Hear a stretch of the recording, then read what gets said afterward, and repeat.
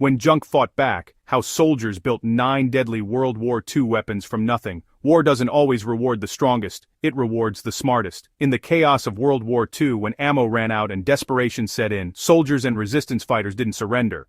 They innovated. From shattered glass bottles turned into firebombs to bicycle chains converted into killing tools, these men and women rewrote the rules of warfare using nothing but scraps, survival instinct, and raw human ingenuity. What they built wasn't just clever, it was terrifyingly effective. This isn't about generals or grand battles, this is about the fighters in the dirt, the underdogs who turned everyday junk into deadly inventions. So buckle up, because we're about to uncover the forgotten edge of human creativity when survival itself was the only blueprint. The fire bottle that burned fear into tanks. It started with a bottle, a rag, and some fuel. The birth of the Molotov cocktail. Soldiers and resistance fighters didn't need high-tech flamethrowers, they needed courage and something that burned. Once lit, the bottle shattered on impact, turning into an inferno that clung to metal and men alike. Soviet troops used them to torch enemy tanks. Resistance fighters hurled them from rooftops to ambush convoys. It was simple, savage, and shockingly effective. The Molotov wasn't just a weapon, it was a statement. It screamed defiance from the powerless. When the might of armored divisions rolled through, this humble firebomb gave the unarmed a chance to fight back. In World War II, sometimes the smallest flames burned the brightest.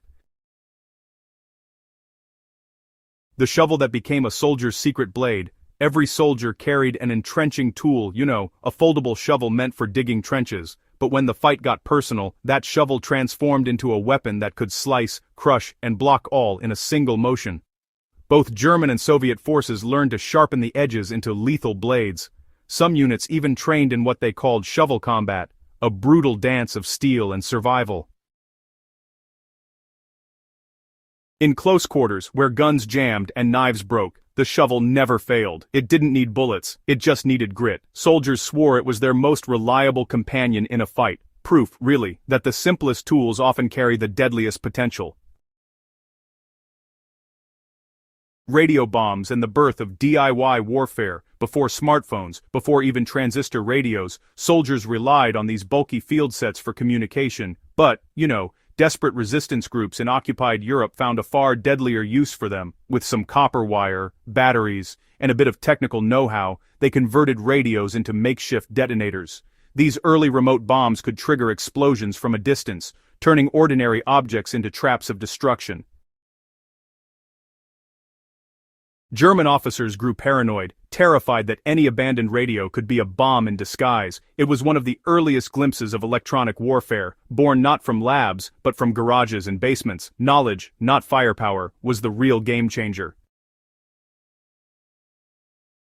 The helmet that did more than protect. A steel helmet was more than just a shell for a soldier's head. It was a multi-tool on the battlefield. When filled with sand or stones, it became a crushing hand weapon. Raised above a trench line, it served as a decoy to draw sniper fire. Tied together with rocks, it became a trip alarm that rattled when enemies approached in the dark. Every scratch on that metal told a story of survival. Soldiers learned to see their gear differently, not as equipment, but as opportunity. When the world fell apart, the smartest survivors were the ones who could repurpose anything around them. The sock flail that silenced guards. Out of bullets, no problem. A sock filled with rocks, sand, or, scrap metal became a silent flail that could take out an enemy in just one swing. British commandos and underground fighters used these improvised weapons for stealth kills, slipping through the night with nothing but a piece of clothing and a whole lot of courage. It might sound a bit crude, but simplicity often beats sophistication. In the silence of the night, the soft thud of that makeshift weapon decided who lived and who didn't. When you strip war down to its bones, honestly, it's not about the weapon, it's about the will. The bicycle that became a weapon of escape. In occupied Europe, bicycles were everywhere, symbols of movement and freedom. But for the underground fighters, they were also weapons. Bike chains became steel whips, spokes were sharpened into stabbing tools, wheels were twisted into caltrops that shredded the tires of pursuing vehicles. These weren't just hacks, They were acts of rebellion on wheels. The bicycle became both a messenger and a defender. Every turn of the pedal carried resistance. Every chain rattle whispered defiance. It was mobility turned into survival. Running low on grenades didn't mean the end of the fight. Soldiers began crafting their own from ration tins, nails, and leftover powder. They'd pack the shrapnel tight, seal it up, attach a fuse, and hope it didn't blow up in their hands before reaching the target. These tin can bombs were dangerous to make, but devastating in battle. They tore through enemy lines in jungles, ruins, and city alleys. For many, these homemade grenades were the only lifeline between defeat and survival.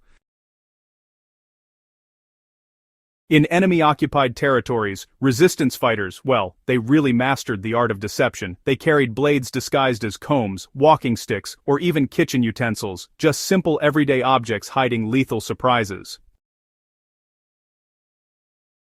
A courier could walk through checkpoints looking totally harmless, only to strike when the moment called for it. These disguised weapons weren't built for intimidation, they were built for opportunity. In a world where, honestly, one wrong glance could mean death, subtlety became the sharpest weapon of all. Even clothing became a soldier's ally. Boots fitted with hobnails could absolutely crush in hand-to-hand fights. Belts with heavy buckles doubled as whips. Straps were used as makeshift garrots for those last-resort escape attempts. Soldiers learned to see, every thread, every buckle, every boot as part of their arsenal. When the world strips you down to the essentials, you start to realize everything around you can be turned into a tool for survival. It's not the equipment that wins wars, it's the mind that wields it.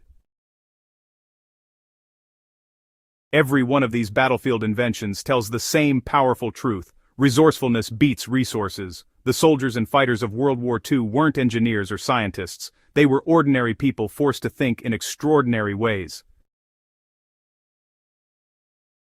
When tanks rolled, they made fire from bottles. When guns jammed, they sharpened shovels. When radios broke, they built bombs. From bicycles to helmets, from rags to rations, they turned the impossible into survival.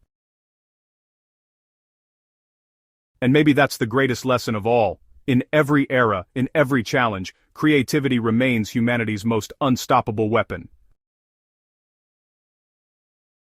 If you love uncovering stories like these, real ingenuity, real survival, and the kind of wisdom that only comes from the front lines, make sure you subscribe to Wisdom from the Frontlines. Share this story with someone who believes that sometimes the smartest mind can win any battle.